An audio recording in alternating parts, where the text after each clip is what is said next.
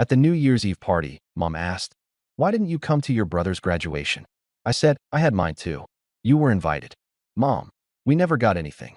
I showed the sign for envelopes. Every signature matched my brother's. I'm Harry, 32. Oldest son, family mediator by default, lawyer by profession. I rent a quiet one-bedroom above a bakery, run 5 miles when my head won't shut up, and keep my ties rolled in a drawer like small, obedient flags. If there's a form, I'll file it. If there's a deadline, I'll meet it. If there's a mess, my family used to hand me the broom. New Year's Eve, fairy lights, 2 sweet punch in a glass bowl. The living room smelled like cinnamon and old arguments. I came because Mom said it would mean a lot. I heard myself say, "Okay, Mom, I'll stop by." I was by the coat rack when she started. "No, hello, no, how are you, honey? Why didn't you come to your brother's graduation?" Mom asked, loud enough to get the room's attention. I blinked. "Which one?" She made the face. "Your only brother, Harry. Max. The ceremony. The reception. Everything. You just didn't show." I could feel the cousins turn, the aunt with the camera tilt her head like a bird. My chest did that small, familiar clench. "I had mine too," I said. "Same month. Law school graduation. You were invited." "We never got anything," Mom said, flat as a stamp. Across the room, Max clinked his glass against a beer bottle, grinning. He had that permanent summer in his eyes look. The golden boy. The one who always found a way to land face up. "We never got anything," Mom repeated. I kept my voice even. "Give me a second." I pulled my phone from my jacket, opened the photos, scrolled past contracts, coffee receipts, the picture of the bakery cat on a stack of napkins. Found the folder, certified mail. I held up the screen. Signed for envelopes. 3 of them. One to you. One to Dad. One to Max. Mom squinted. "Harry, don't be dramatic." I zoomed in. The signatures were clear. Loopy, confident, the same on all 3. Every signature matched my brother's. For a second, no one spoke. Someone's bracelet tapped a glass. Max tilted his head, chuckled. "That looks like a prank, man. You know I don't sign for everyone else's mail." He did, though. He always had his hand out by the door. "Small things. Big things." "It shows dates," I said. "Time of delivery. The carrier's scan. You signed on behalf of the household. 3 times." Mom's smile went too bright. "This is not the time. It's New Year's." Dad cleared his throat without looking up from the game on his phone. "Harry, could you not make a scene?" I stared at the screen, at the neat, casual loop of Max's name written where mine should have been. My collar felt tight. My jaw did the lawyer clamp. I put the phone away. Max lifted his bottle again. "No hard feelings, big bro. We'll toast your thing now." "What was it?" "You finally got a job." I said nothing. I heard the countdown begin from the TV. 10, 9, 8. All I could hear was Mom. "We never got anything." And the tiny sound the truth makes when it finally finds a seat at the table. I learned early that in our house, missing information was a kind of currency. If something wasn't said out loud, it didn't exist. If it was said and you couldn't prove it, you were taking things too personally. I was the organized one, the serious one, the kid who brought permission slips back the same day, who balanced the checkbook for fun at 16. Max was charm, loud charm. His report cards arrived with notes like, "Joy in class." Mine said, "Works hard." Mom's unit of measurement was applause. Dad's was convenience. Max supplied both. When I got into law school, the acceptance letter lived on the fridge for exactly 48 hours before it was buried under grocery lists and a flyer for Max's open mic night. I paid my own deposit. I took the late bus to the city because my old Honda coughed itself into retirement. I worked weekends at a firm that paid me in sandwiches and exposure. I swore it was temporary. Grind now, later will be different. Max called me counselor with a smirk. "Hey, counselor, got time to look at my lease?" "Hey, counselor, can I put you down as an emergency contact?" "Hey, counselor, you're good with money, right? What's a grace period?" I am. It's not magic. It's calendars, discipline, spreadsheets that would make most people cry. Mom loved to say, "We're a team." That meant I covered small emergencies before they became big ones. Electric bill late? I'd pay it and send the confirmation code to the family chat. Tire blew out? I'd Zell Max the difference after his almost covered it story. He always almost covered it. It became a rhythm. He danced. I patted the floor. Law school was a tunnel. I ate microwaved rice at midnight, highlighted until my fingers glowed. Finals were a low-grade fever. I was too tired to be proud. I just kept moving. I printed my graduation invitations in the library and slid each one into a nice, heavy envelope. I wrote the addresses by hand. I bought tracking because anxiety makes you practical. At the post office, the clerk stamped them with a little ceremony I took as a blessing. The replies never came. Maybe the mail is slow, I told myself. Maybe they're busy. I told Elena from my study group when we grabbed coffee. She tapped my wrist with a pen and said, "Or maybe you should call." I did. Voicemail. I texted. Read receipts stayed off, like always. Graduation day was bright and windy. I stared at the rows of families holding flowers. A woman behind me cried and laughed at the same time. A father kept pointing his phone toward his son as if he could catch the light and keep it. I scanned the crowd until my eyes watered. I told myself I didn't care. I told myself I did. After, I took one photo alone against a brick wall. My smile was correct. My gown felt rented, even though I'd paid for it. I went home to my apartment and hung the diploma frame on a tiny nail. It leaned left. I didn't fix it. 3 weeks later, Dad called. "Your mom says you're being distant," he said. "I sent invitations," I said. "We never got anything," he said. I swallowed. "Okay. Anyway," he added, "your brother's graduation is on Saturday. Big day. You're coming, right?" I looked at the nail in the wall. "I have work." Dad sighed. "Don't be dramatic. Max has always been there for you." I wanted to say when, but rhetoric in my family was a boomerang. It looked good in the air and then came back to crack you in the face. I didn't go. I worked. I filed motions. I ate a burrito at my desk and told myself I was building something useful. Max posted pictures. Cap, gown, his arms around mom and dad. The caption, "Couldn't have done it without my fam." 2 months after that came the New Year's Eve party. The room with the punch bowl. The signatures on my screen. The quick pivot into not the time. What I didn't say at the party was that the mail trick wasn't the only trick. There were the joint family expenses I fronted because we'll square it later. The later that never showed up. There were the emergency cash transfers that inflated into expectations. "Harry knows numbers," Mom would say. "Harry can float it." I floated it. It became the water I breathed. There was the group chat called FAM where I dropped screenshots. Paid, covered, booked, fixed. Hearts would appear. Max would send a gif. "You're the best, bro." And then next month. "Rent hit weird. Can you spot me till Friday?" Friday came and went. The message thread rolled on. There was the year Mom's blood pressure spiked and Dad called at 1 a.m. "We need to move some things around," he said. "Just until the insurance sorts it." I moved them. I sorted them. I handled 9 hours of calls while my own client waited. When the crisis passed, Mom baked Max a thank you pie for staying with me at the hospital. I got a text. "You're a lifesaver." And then, the small betrayal that didn't feel small. Max used my name to extend a credit line just to see what would happen. It happened. I found out when the bank called me to verify an address change. The address they read was still my parents' house. The signature on the form was a carefree cousin of the ones on my envelopes. I drove over, quietly nuclear. Max met me on the porch like a guy who'd broken a lamp. "It's fine," he said. "I canceled it. Chill. Don't sign my name." I said. "I didn't sign your name," he said, grinning. "I just signed." That was his power. To blur, to smile, to stand under the light and pretend it was weather. The problem wasn't just money. It was gravity. In our system, everything slid toward Max. And if the floor tilted, well, Harry could hold the world steady, couldn't he? So when Mom asked, "Why didn't you come to your brother's graduation?" what she meant was, "Why didn't you keep orbit?" And when I said, "I had mine too," what I meant was, "I am a person." The signatures were proof. But proof in my family never beat comfort. They chose comfort every time. I left the party just before midnight. On the sidewalk, fireworks popped low over the neighborhood like small, angry flowers. My breath fogged. I had an urge to run like I used to, until the thought stopped chasing me. Behind me, the countdown reached 1. People shouted Happy New Year. Someone kissed too loudly. I stood, hands in pockets, and made a resolution I didn't announce. I'm done being the floor. It didn't snap in one scene. It frayed until there was nothing left to hold. 3 weeks after New Year's, Mom created a new chat. Family plan. First message. "Let's get organized this year." Bullet points followed. Birthdays, Dad's dental work, Max's exciting startup launch. We all need to support. Then, "Harry, could you handle the deposits for the cabin reservation in June?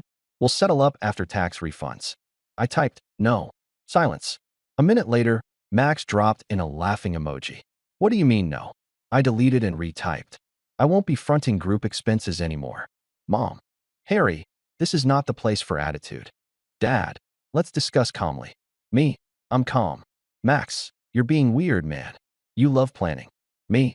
I don't love being a wallet. Three dots from mom, disappearing and reappearing like a bad lighthouse. Then her message landed.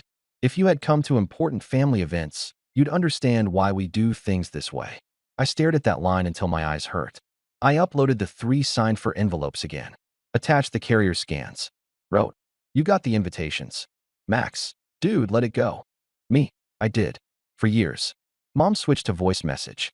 Her tone was sweet ice. Honey, you're tired. Don't make everything about money. I typed, it's about respect. Max, oh come on. Respect is being there. You ghost for months, then show up with receipts like you're cross-examining us. Me, I am a lawyer. Max, and I'm your brother. Act like it. Something inside clicked from maybe to no. I scrolled, saved, scrolled more. Screenshots of transfers. Payments. The credit line incident. The bank email. The casual cancel it voice in my head. Then I did the thing I'd avoided because I didn't want to be dramatic. I made a spreadsheet. I itemized 5 years of fronts, floats, and just spots. Not because I planned to send an invoice, because I needed to see it. Total at the bottom. A number that made me sit back and cover my eyes with my palm. I wrote in the chat, I'm stepping back. Mom called instantly. I let it ring out. She called again. Again. Then a text. Answer. Now. I picked up the 4th time. Put her on speaker. Set the phone on my kitchen counter so I couldn't grip it like a weapon. Harry, she started. You're scaring me with this behavior. It's a boundary, I said. She scoffed. You're not like this. You're generous. You're family-oriented. Don't let your job turn you cold. My job taught me the difference between generosity and enabling. Oh, you think you're better than us now? No, I think I'm done paying for the same lesson. She inhaled sharply. Your brother is launching something big. He needs us. Define us, I said. Her silence was answer enough. The confrontation went public the next weekend. Dad's birthday dinner at the seafood place by the river. Long table, white paper over tablecloth, crayons for the kids. 15 relatives. The waiter introduced himself 3 times because no one listened the first 2. Max arrived late, kissed Mom's head, clapped Dad's shoulder, slid into the seat across from me. Counselor, he said like a dare. Heard you're on a strike. I kept my hands flat on the table. I'm not a fund. Never asked you to be. He smiled at the cousins. He just loves that Excel life. Mom chimed in, sing-song. Let's not do this here. I looked at Dad. Can we talk about the credit line thing? He frowned. What? Max waved a hand. Handled. I took a breath. You signed my name, Max. He leaned back, grinned steady. I signed a piece of paper in our house. You slap your name on everything. Felt fair. Identity theft isn't fair, I said, the lawyer voice sliding over the words before I could choose a softer one. Aunt Lena said. Big words. Eat your bread, Harry. I opened my folder. Yes, I brought a folder. My family loves to say I bring paperwork to dinner. This time I did. I set down copies of the bank email, the closed account note, the dates, the sign for invitations, the list of floats with amounts blacked out because dignity matters even when you're drawing a line. Max's face faltered, a hairline crack. He flipped one page. You're keeping tabs like this? I'm keeping track of my life. Mom put her hand on the stack, slid it back toward me. She smiled at the table. He's showing off. I left the papers where they were. I'm done covering anything. No cabin. No deposits. No, just till Friday. No, put it on your card and I'll Venmo after. No more signatures on my behalf. No more being told I didn't invite you when I did. Max's voice dropped. You're making a scene. Cheaper than making payments, I said. 3 reactions, just like a courtroom diagram. Aggression. Max's eyes sharpened. You're trying to humiliate me. Manipulation. Mom leaned in, whispering like a prayer with a knife in it. What will happen to us if you stop? Humiliation. Dad finally spoke. Who do you think you are without this family, Harry? I thought of the picture on the brick wall, the nail that leaned left. I thought of the fireworks low over the street and the breath that hurt my teeth. I didn't raise my voice. Someone with a spine. I slid the folder into my bag without breaking eye contact.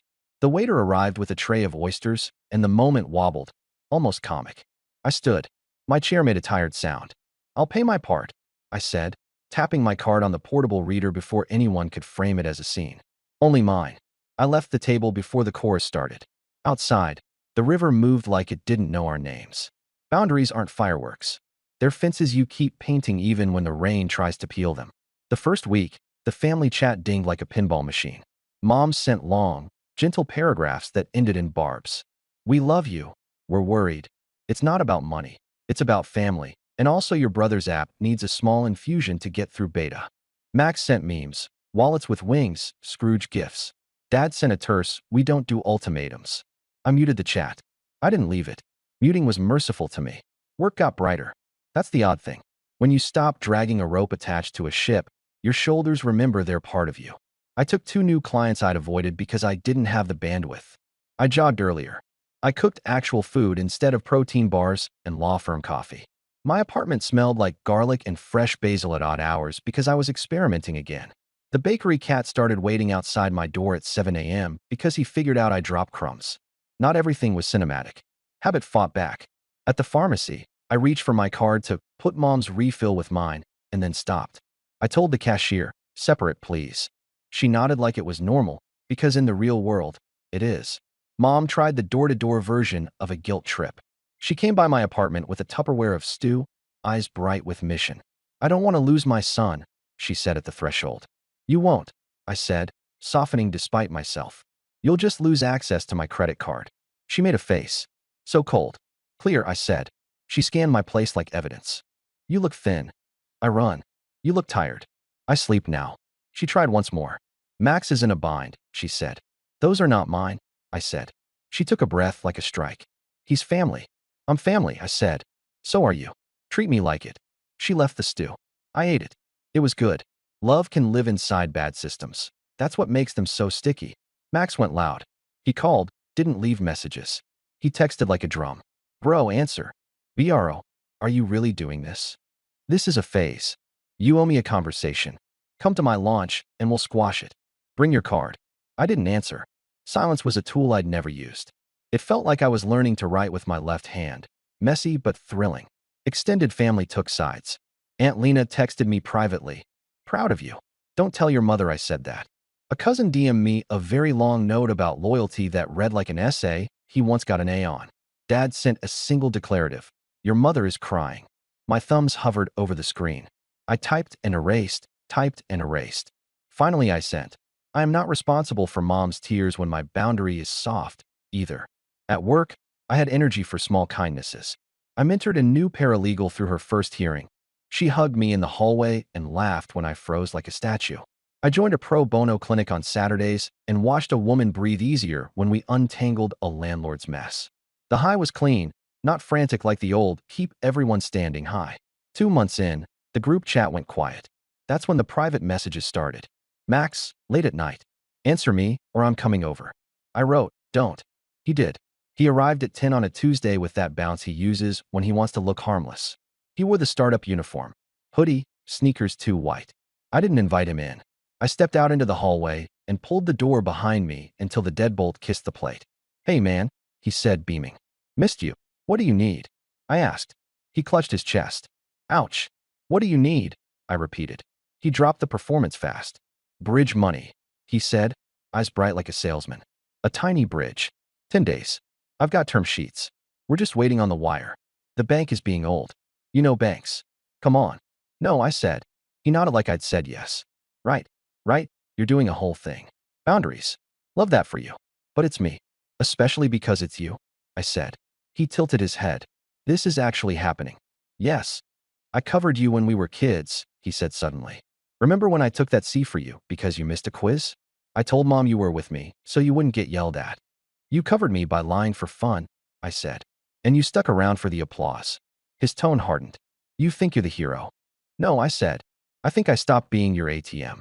He stared at me like I'd said a magic word he didn't believe in. Then he laughed, too loud for the hallway. You'll cave, he said finally, shrugging. You love us. I love you, I said. And I'm not doing this. He left with a little salute, the one he used to give cashiers. The bakery cat watched him go and flicked his tail like a verdict. The next stunt was classic Max, public. He posted a long, wobbly paragraph on Facebook about family who doesn't show up when it matters. A general audience subtweet painted in, not naming names, but some people think money equals love. The comments filled with sympathetic emojis and strangers telling him to cut the toxic ones. I did not reply. I made pasta with anchovies and lemon, listened to a jazz station I pretended not to like, and drafted a will for a client who kept crying because her nephew deserved better. The world is full of families trying to love each other and missing anyway. Then came the call that felt like a test the universe was sending by certified mail. Dad again. Your mother fell, he said, voice scraped thin. We're at urgent care. She's scared. My body moved before my brain did. Shoes on, keys, jacket. I was halfway down the stairs when I stopped. I called back. Do you need me? I asked. Or do you need my card? Silence in the static. Then, we need you. I went. I sat with Mom while a nurse wrapped her wrist. I bought the Good Ice pack and a ridiculous magazine because laughter is morphine when it's gentle. I drove them home because Dad's shoulders were up around his ears. When we got to the porch, Mom squeezed my hand. Thank you, she said. Simple. No moral attached. I nodded. I'm not a wallet, I said. I'm your son. She nodded, tired for once instead of theatrical. Okay. She didn't say it like surrender. She said it like hearing. After that, small shifts. Dad called to ask how to file something online. I stayed on speaker while he clicked slowly, then told him, you did it. He laughed like it was a magic trick he finally learned. Mom texted pictures of the wrist brace with 0 requests attached. She added a heart. Not the big, throbbing red one. The small pink one. Calm. Max, though, Max was a storm that refused to check the radar. He pinged me one night with a screenshot of his bank account, like a bloody knee. I'm in negative, he wrote. They hit me with fees. This is insane. Talk to the bank, I wrote. Talk to you, he shot back. Be a brother. I am, I wrote. I'm telling you the truth. He replied with a photo from 2 years ago of us at a baseball game, our grins crooked and sunburned. That was real, he wrote. It was, I said. And this is too. He didn't answer. For a week, he didn't answer anyone, according to Mom. The quiet was heavy, a kind of weather you can feel in your teeth. Then, late on a Sunday, my doorbell rang. I checked the peephole expecting a package. It was Max. He stood small for once. Hands in pockets. No bounce. No costume. I'm not here for money, he said through the door. Swear. I opened it a fraction. He handed me a stack of envelopes. Crumpled. Some with sticky notes. Some with coffee rings. What are these? I asked. Bills, he said. The real ones. I don't understand half of them. They yell at me in paper. You want help reading them, I said. He swallowed. Yeah. Okay, I said. Bring them in. I made tea because it felt old-fashioned and serious. We sat at my tiny table like 2 men learning a language. I pointed to lines. This is a due date. This is late. This is a scam. He nodded like I was telling him about planets. We didn't fix his life in a night. We didn't hug and roll credits. I didn't pay anything. He didn't ask after the first 30 minutes. At the door, he said, I'm mad at you. I know, I said. I think I'm mad at me, he added, voice dropping. I know, I said again. He left quietly. The bakery cat, terrible at privacy, peered around my ankle and blinked. I slept hard for the first time in months. No applause for boundaries, just easier breathing. 6 months out, life looks the same from far away, different up close. I keep a ledger for me now.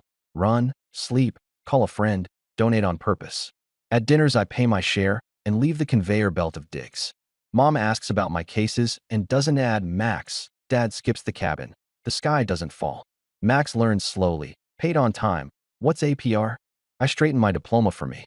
New Year's, he texts a photo. 3 certified envelopes at home, each signed by the right person. Thought you'd like to know. I do. Still mad sometimes, he writes. Me too. I love you. No more bridges. No more bridges. Moral, love isn't endless bailouts. It's clarity. I'm not a wallet. I'm Harry, a brother, a son, a lawyer, signing my own line.